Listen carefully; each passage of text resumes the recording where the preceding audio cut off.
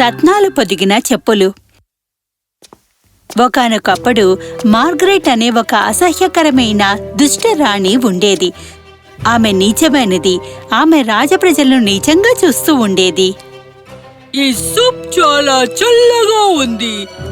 కాపలాదారులారా, వెంటనే తన చెరసాలలోకి పంపండి. కానీ మహారాణి, దీన్ని 1 నిమిషం క్రితమే వేడి చేశాను. పాపం వంటవాడు లోపం లేకుండా భోజనాల గది నుండి బయటికి తీసుకెళ్లాడు. అతని అన్ని సబ్జెక్టులో అత్యంత విశ్వసనీయమైంది ఆక్టేవియస్. అతను తన రాణిలాగానే దుర్మార్గుడు, చెడ్డవాడు. ఆమె సామ్రాజ్యంలో ప్రజలు ఆమెతో ప్రవర్తించిన విధానం గురించి ఫిర్యాదు చేయలేదు. వారు తమ ఆహారాన్ని తినడం, వారి ఉద్యోగాలను చేస్తూ తమ జీవితాలతో ముందుకు సాగిపోతున్నారు. ఒక ఉదయం 2 బాలికలు ఫౌంటైన్కు వెడుతుండగా టౌన్ స్క్వేర్ మధ్యలో ఒక అందమైన జత చెప్పులు పడి ఉండడాన్ని చూశారు. అవి రత్నాలతో ఉండి మెరుస్తూ ఉంది. ఆ మెరిసే చెప్పులు ఎవరి కళ్ళని తప్పించుకోలేకుండా ఉన్నాయి. ఆ చెప్పులు చాలా అందంగా ఉన్నాయి. అవి చాలా అందంగా ఉన్నాయి. ఈ నక్షత్ర రాశులు గెలాక్సీలో తిరుగుతున్నట్టుగా ఉన్నాయి. ఈ చెప్పులు ఎక్కడి నుండి వచ్చాయో తెలియడం లేదు. అవి ఖచ్చితంగా స్టార్ యక్షుల నుండి బహుమతిగా వచ్చుండాలి. బాలికలు త్వరలోనే తమ స్నేహితులకు ఆ మెరిసే చెప్పుల గురించి చెప్పడానికి వెళ్లారు. ఏ సమయంలోనైనా ఈ మాట సామ్రాజ్యమంతా వ్యాపించింది. ఆ మాయా చెప్పుల గురించి ఆక్టోవియస్ విన్నప్పుడు అతను ఇలా అనుకున్నాడు. నేను ఈ చెప్పుల గురించి మార్గరెట్ మహారాణికి చెప్తాను. ఆపై ఆమె నాకు బహుమతి ఇస్తుంది. ఆక్టేవియస్ రాణి వద్దకు వెళ్లాడు. అతను మాయా చెప్పుల గురించి చెప్పాడు. అవి ఎంత అందంగా ఉన్నాయో కూడా చెప్పాడు. రాణి మార్గరెట్ విన్నప్పుడు ఎంతో సంతోషించింది. ఒక్కసారిగా చెప్పుల్ని స్వాధీనం చేసుకోవాలనుకుంది. తక్షణమే వెళ్లి ఆ చెప్పుల్ని నా కోసం తీసుకునిరా ఆక్టేవియస్. నేను అలా చేయలేను మహారాణి. నువ్వు నాకు వెళ్ళనని చెప్తున్నావా? మీ మహారాణి మాటని తిరస్కరించడానికి నీకెంత ధైర్యం? సైనికులారా, అతన్ని బంధించండి. మరుగుజ్జులు ఉండే చిన్న చెరసాలలో పడేయడానికి సైనికులు ఆక్టేవియస్ ను పట్టుకోగానే అతను గట్టిగా అరిచాడు. లేదు లేదు, ఓ మహారాణి, ఆ చెప్పుల్ని పట్టుకోలేరు. ఆగండి. ఏం చెప్తారంటే విలువైన వారు మాత్రమే చెప్పులు సాధించగలుగుతారు అని. అలా అది ఇంకొక వ్యక్తికి అందజేసినప్పుడు వారు కూడా మాయా చెప్పులకు అర్హులవుతారు అని. మంచిది. నిజానికి మహారాణిని నాకంటే ఎవరు విలువైన వారు కాదు కదా.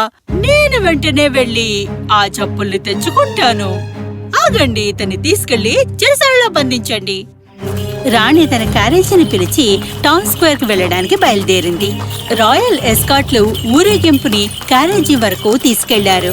టౌన్ స్క్వేర్ వద్ద తమ రాణి రాకను ప్రకటించడంతో వారు తమ జెండాలను కదిలించారు. రాణి వచ్చినప్పుడు ఏం జరుగుతుందో చూడ్డానికి పట్టణంలోని వివిధ ప్రాంతాల ప్రజలందరూ టౌన్ స్క్వేర్ వద్దకు స్టార్ స్టడెడ్ చెప్పుల వద్దకు ఉన్నారు. క్యారేజ్ టౌన్ స్క్వేర్ కి చేరుకోగానే రాయల్ ఎస్కాట్లు రెడ్ కార్పెట్ వేసుకుని ఇరువైపులా నిలబడ్డారు. హెడ్ ఎస్కాట్ ఒక అడుగు ముందుకు వేసింది. జమైనయాలోని లేడీస్ అండ్ జెంటిల్మెన్, నేనిప్పుడు సమర్పిస్తున్నాను రాయల్ హైనెస్ మార్గరెట్ మహారాణి. క్యారేజ్ తలుపులు తెరిచి బయటికి వచ్చింది. క్వీన్ మార్గరెట్ తన ప్రజలకు చెయ్యూపుతూ ఉంది. వారి కళ్ళు చెప్పుల మీదే ఉన్నాయి. నేను ఇక్కడ ఉన్నానని వీరెవరికీ తెలియదా? క్వీన్ తన ఉనికిని అంగీకరించినందుకు ప్రజల్లో వినాశనం కలిగించబోతున్నప్పుడే ఆమె చదరంగంలో మధ్యలో ఉన్న నక్షత్రాలతో నిండిన చెప్పుల్ని చూసింది. నా జీవితంలో ఇంత అందమైన అద్భుతమైన చెప్పుల్ని ఎప్పుడూ చూడలేదు. రాణి చెప్పులతో మైమరిచిపోయింది. చాలా వేగంగా నడిచింది. ఆమె ఆశ్రయాత్మకంగా వాటి వద్దకు పరిగెత్తింది. నేను ఈ చెప్పుల్ని వేసుకుంటున్నప్పుడు ఈ గొప్ప క్షణాలకి సాక్ష్యం ఇవ్వడానికి మీరందరూ వచ్చినందుకు ధన్యవాదాలు. ఎందుకంటే నా అడుగులు వాటిని తాకిన వెంటనే నేను మనిషికి తెలిసిన అన్ని రాజ్యాలచే అసూయపడే అత్యంత ఆకర్షణీయకమైన పాలకురాలిని అవుతాను. కాబట్టి రాణి చెప్పుల వైపుకు అడుగుపెట్టి బంగారు మడమలను పడగొట్టి గంభీరమైన చెప్పుల్లో ఉంచడానికి తన పాదాన్ని ఎత్తివేసింది. ఆమె తన అడుగును పెట్టబోతుంటే ఆ స్టార్ స్టడ్డెడ్ చెప్పులు పక్కకు జరిగిపోయాయి. దీనివల్ల ఆ వికెట్ క్వీన్ తమ సమతుల్యతని కోల్పోయి పడిపోతుంది. వారి శ్వాస కింద మెత్తగా ముసిముసి నవ్వులు నవ్వడం చూసింది. మీరు ఇదేనికి నవ్వుతున్నారు? రాణి వెనక్కి వచ్చి మరోసారి చెప్పులు వేసుకోవడానికి ప్రయత్నించింది. మీరు చూస్తున్నారుగా, నేను ఇక్కడికి ప్రయాణించడానికి చాలా అలసిపోయాను. అందుకే నేను ఈ చెప్పుల్ని ధరించలేకపోతున్నాను. రాణి చెప్పుల వద్ద మరోసారి తీసింది. చెప్పులు మరోసారి దూరంగా కదిలాయి. తమ రాణి చెప్పులు ధరించలేకపోవడం చూసి జనం ఆశ్చర్యపోయారు. తమలో తాము గుసగుసలాడడం మొదలుపెట్టారు. మన మహారాణికి అందుకు అర్హత లేదు అనిపిస్తోంది. నాకు తెలుసు, సూర్యరశ్మి వలె ప్రకాశవంతమైన మరియు చంద్రుని చుక్కల వంటి ఆత్మ ఉన్నవారు మాత్రమే రత్నాలతో తయారైన చెప్పులకి అర్హులు. ఆమె చెప్పులు సాధించలేకపోవడంతో రాణికి కోపం వచ్చి తిరిగి ప్యాలెస్కు వెళ్లిపోయింది. మార్గరెట్ రాణి తన సింహాసనంపై కూర్చుని ఆందోళనతో, కోపంతో తన రాజకులలో ఒకరు ఆక్టేవియస్ చెప్పులు సాధించడానికి ఒక మార్గం తెలుసుకుని ఆమె వద్దకు వచ్చారు. అతని ఇప్పుడే నా వద్దకు తీసుకుని రండి. అతను చెప్పేది నేను వినాలనుకుంటున్నాను. ఆక్టేవియస్ చెరసాల నుండి తిరిగి రాణి ముందుకు తీసుకురాబడ్డాడు. నాకు చెప్పు ఆక్టేవియస్, స్టార్ షైన్ యొక్క అందమైన చెప్పులు పొందడానికి నేను ఏం చెయ్యాలో చెప్పు. నోకోవియా భూమిలో ఒక యువరాణి ఉంది. ఆమె చాలా అందంగా మరియు ధనవంతురాలిగా చెప్పబడుతుంది. ఆమె ఖచ్చితంగా ఈ చెప్పులకి అర్హత గలది.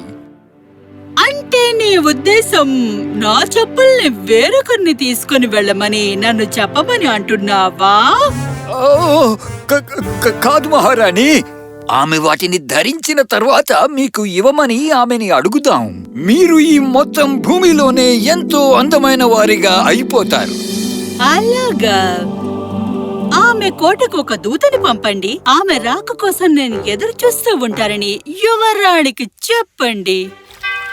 మరుసటి రోజు నోకోవియా యువరాణి వచ్చి చెప్పులు ఉన్న పట్టణ కూడలి వద్దకు వచ్చింది. ఆమె చెప్పులు ధరించడానికి ప్రయత్నించినా అన్నీ ఫలించలేదు. మాయా చెప్పులు ఆమె పాదాలు కూడా తప్పించుకుని ఉన్నాయి. పనికిరానివాడా, మీరు ఏ మంచి పని చేయలేదు. ఆ చెప్పులు ఇంకా నావి కావు. నన్ను క్షమించండి మహారాణి. నేను వెంటనే ఒక పరిష్కారం కనుగొంటాను. ఆక్టేవియస్ కాసేపు ఆలోచించి ఆపై అడవిలోని పాత హెర్మిటస్ కు వెళ్లాలని నిర్ణయించుకున్నాడు. అతను సన్యాసిని చేరుకున్నాడు. అతను ఆలిస్ అనే గొర్రెల కాపరి కుమార్తె గురించి చెప్పాడు. ఆలిస్ గొర్రెల కాపరి యొక్క కుమార్తె మొత్తం దేశంలో సూర్యరశ్మి వలె ప్రకాశవంతమైన మరియు చంద్రుని చుక్కల వలె దయగల వ్యక్తిగా చెప్పబడ్డాడు. ఓ, సరిగ్గా నేను వెతుకుతున్నది దీనికోసమే. ఆక్టేవియస్ హెర్మిటస్ కు కృతజ్ఞతలు చెప్పి యువ గొర్రెల కాపరిని వెతుక్కున్నాడు.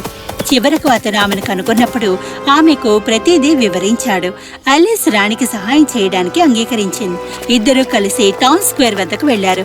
చెప్పులు చూసినప్పుడు ఆలిస్ చాలా సందేహాస్పదంగా ఉండిపోయింది.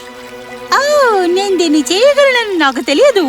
అవి నాకు పట్టడానికి సరిపోయేంత పెద్దవిగా ఉన్నాయి. ఆలిస్ ఆధ్యాత్మిక చెప్పులు ధరించాలని ప్రజలందరూ ఆసక్తిగా ఎదురుచూస్తున్నారు. ఆమె తన పాదాన్ని ఎత్తినప్పుడు స్టార్ స్టడ్డెడ్ చెప్పులు ఆమె పాదానికి దగ్గరగా వచ్చాయి. ఆమె పరిమాణానికి సంపూర్ణంగా సరిపోయాయి. ఈ గొర్రెల కాపరి అమ్మాయి అర్హమైంది. ఆలిస్ చెప్పులు వేసుకున్నట్లే ఆమె చుట్టూ స్టార్ డస్ట్ యొక్క మ్యాజిక్ మెరుపులతో చుట్టుముట్టింది. అద్భుతం, ఖచ్చితంగా అద్భుతం.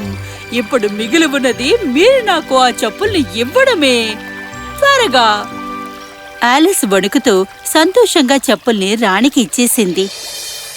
మార్గరెట్ రాణి చెప్పులు ధరించగానే స్టార్ డస్ట్ యొక్క మాయా మెరుపులు ఆమెను ఆ గొర్రెల కాపరిని చుట్టుముట్టాయి. రాణి ఇప్పుడు గొర్రెల కాపరి బట్టలు ధరించి ఉంది. ఆలిస్ క్వీన్ రాజదస్సుల్ని ధరించి ఉన్నట్లుగా గమనించారు. ఏం చేసావు నువ్వు? దీన్ని ఒక్కసారి వెనక్కి తిప్పివేయమని ఆజ్ఞాపిస్తున్నా. మీరు ఇక మీదట మహారాణి కాదు, కాపలదారులారా. ఈ నిరుపేద స్త్రీని వెంటనే చెరసాలకు పంపించండి. దేశద్రోహి, నన్ను చెరసాల్లోకి పంపించడానికి నీకు ఎంత ధైర్యం? దీనికి నువ్వు శిక్షను అనుభవించాలి. ఆక్టేవియస్ ని బంధించండి. ఆగండి, ఎవరిని ఎక్కడికి పంపించవలసిన అవసరం లేదు. దీనికి ఒక మార్గం ఉండే ఉంటుందని ఖచ్చితంగా అనుకుంటున్నా. నేను రాణిగా ఉండడానికి ఇష్టపడను. ఇది చూసి అందరూ షాక్ అయ్యారు. ఆలిస్ అంత దయతో నిస్వార్థంగా ఉండాలని వారు అనుకోలేదు. అప్పుడే అక్కడే ఉన్న హెర్మిటస్ కూడా మాట్లాడింది. ఈ చెప్పులు తమకు తాము విలువైన ఆలిస్ కు కట్టుబడి ఉన్నాయి. ఆమె వాటిని ధరించినప్పటికీ ఆమె ఆజ్ఞను మాత్రమే అవి వింటాయి. శాపాన్ని తిప్పికొట్టడానికి, ఆమె సామ్రాజ్యాన్ని తిరిగి ఇవ్వడానికి మీరు మార్గరెట్ రాణి చేసిన చెడ్డ పనులు మరియు ఆమె సామ్రాజ్యం పట్ల ప్రవర్తించిన చెడుని కూడా మీరు క్షమించాల్సి ఉంటుంది. ఆలిస్ దయగల వినయపూర్వకమైన వ్యక్తి కావడంతో రాణిని క్షమించేసింది. ఆమెను క్షమించడానికి నేనెవరిని? శాపాన్ని తిప్పికొట్టడానికి ఇది చేయవలసినట్లయితే కనుక నేను ఆమెను క్షమించినట్లే. రాణి మనస్ఫూర్తిగా మిమ్మల్ని. అలా ఆమె చెప్పిన వెంటనే ఇద్దరూ మాయా స్టార్ డస్ట్ తో చుట్టుముట్టారు. మార్గరెట్ రాణి తన వేషధారంలో తిరిగి రాణిగా వచ్చేసింది. నక్షత్రాలతో నిండిన చెప్పులు తిరిగి ఆలిస్ వద్దకు వెళ్లిపోయాయి. ధన్యవాదాలు. నువ్వు ఎంతో దయగల వ్యక్తివి. నేను చేసిన అన్ని తప్పులను గ్రహించాను. వినయంగా దయగా ఉండటం ఎంత ముఖ్యమో అన్నది నాకు ఇప్పుడు తెలిసింది. ఇకపై ఈ చెప్పుల్ని నేను కోరుకోను. నా ప్రజల కోసం నేను విలువైన మహారాణిగా ఉండటానికి నేను పనిచేస్తాను. ఇది విన్న ప్రతి ఒక్కరూ సంతోషించారు. మార్గరెట్ మహారాణి వర్ధిల్లాలి! మార్గరెట్ మహారాణి వర్ధిల్లాలి! మార్గరెట్ మహారాణి వర్ధిల్లాలి! మార్గరెట్ రాణి కృతజ్ఞతతో తన సామ్రాజ్యపు ప్రజలందరికీ ఒక జత బూట్లు మరియు కుటుంబాలన్నింటికీ పోషించడానికి తగినంత ఆహారాన్ని కూడా అందించింది. జమానియా సామ్రాజ్యం సంతోషంగా జీవించింది. ఇంతలో ఆలిస్ స్టార్ డస్ట్ చెప్పుల్ని తిరిగి తీసుకొచ్చిచ్చింది. వాటిని టౌన్ స్క్వేర్ వద్దనే ఉంచారు. అక్కడ ప్రకాశిస్తూ మెరుస్తూ దయతో యోగ్యంగా ఉండటమే ముఖ్యమైన విషయాన్ని అందరికీ గుర్తు చేస్తూ ఉంటుంది.